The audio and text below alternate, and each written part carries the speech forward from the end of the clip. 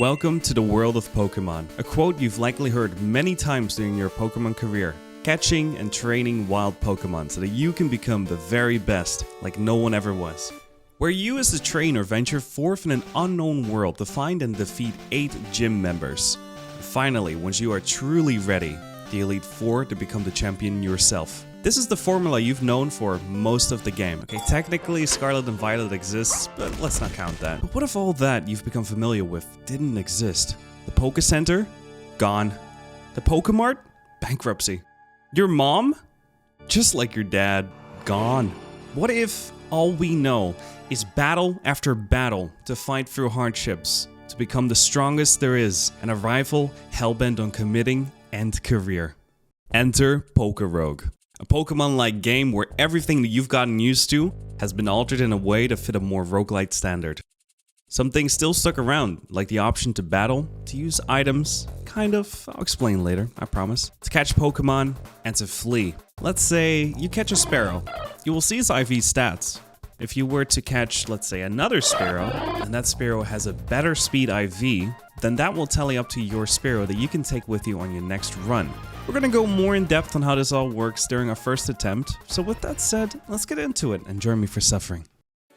And we got some, I already played this for a little bit, I'm not gonna lie, the moment I found out that this existed, I got a little bit addicted. And I played quite a lot, as you can see. I caught a lot of Pokemon. For our introductory run, we have decided together with Chet, come find me live on Twitch by the way, that our team will consist of the following mons.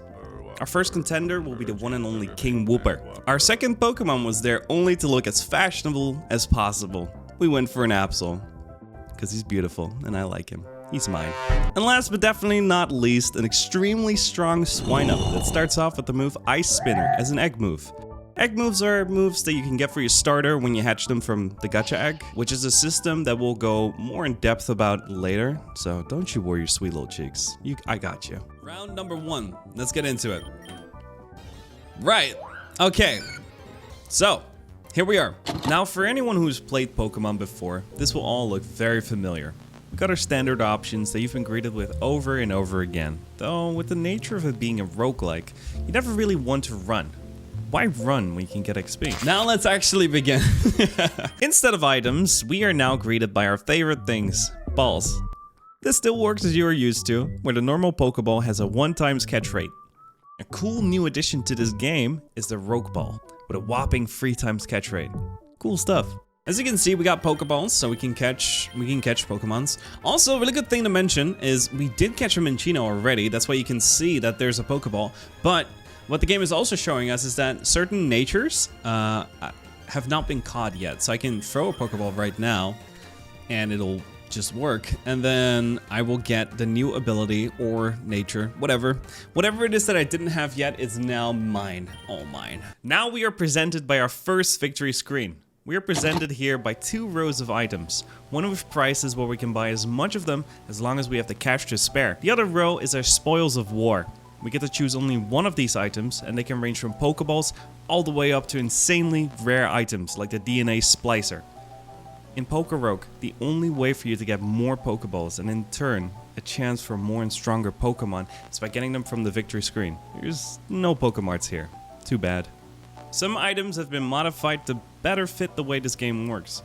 For instance, the Lure. This item gives you a chance to get double battles, which is extremely important because leveling up your mons early game will dramatically improve your chances on curb stomping Ivy. She's a bitch. But, you know, it's fine. We can get ourselves a Lure, which means we have a chance to get double encounters. Sadly, we're not so lucky right now, so we're just gonna water gun it.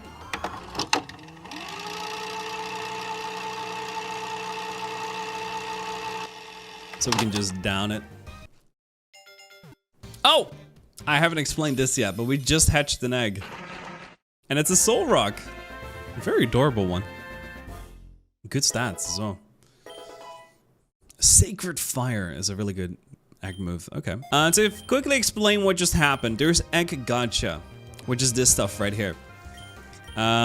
Which you can either go for good moves. Also, now I'm flying, but let's just act like I'm not flying, okay? It's fine, don't worry about it. You get certain vouchers from from doing gym battles and also from trainer battles. You can also get them as rare loot. You want to go for legendaries? Yeah, so we can use the 25 pool right now. And we can get ourselves some good eggs. All right, here we go. All right, 25 eggs and a lot of commons.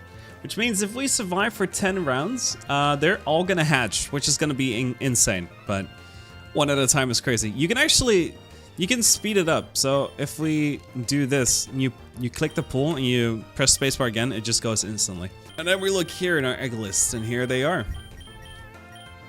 Back to the game. Can I survive? I think I can. Oh, okay. Okay. You didn't see that. Don't worry. Whooper is alive.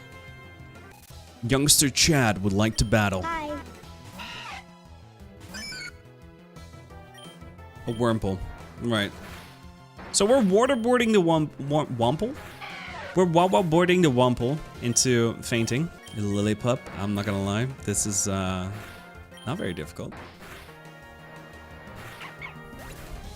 I'm a bit afraid though, because we're only leveling Whooper up right now. If Whooper dies, we're kind of fucked. But it's okay. We like to play it rough.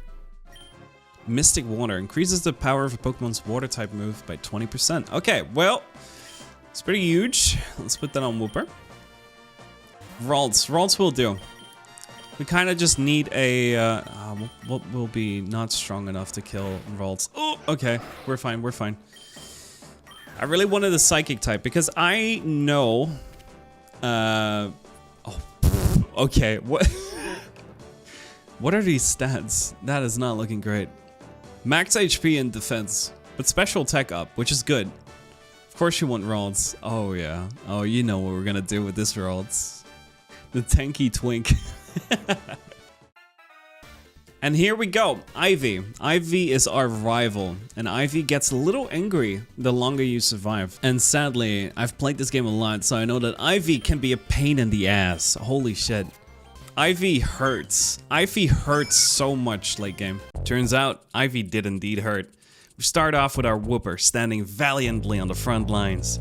Sadly, the opponent brought bigger and greener guns. We switched to our Absol in order to fashion our way out of the conflict. Sadly, his zaddy attire wasn't enough to impress our green opponent.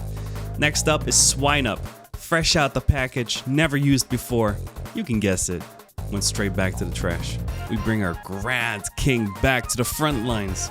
Sadly, he too gets the green cut. Now with 2 Pokemon left in our team, we make the swift decision to throw the Twink Tank out first in order for Minchino to finish the job no one else could. Your sacrifice will not be forgotten, my little Twink Tank.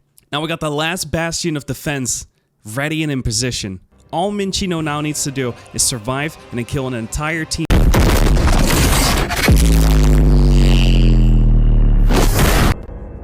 Great. That was run number 1. And thus our mighty adventure in POKEROGUE ends with a full team wipe by just one small little plant. But don't let that discourage you to try it out yourself on the website POKEROGUE.net. I'll add a link in the description below for you to try it out. Let me know how far you can get in the comments below, and if you had just as much fun watching this as I had making this, feel free to drop a like and perhaps give me ideas on what to cover next. I have no plans right now, but I want you to be prepared for maybe some Dark Souls.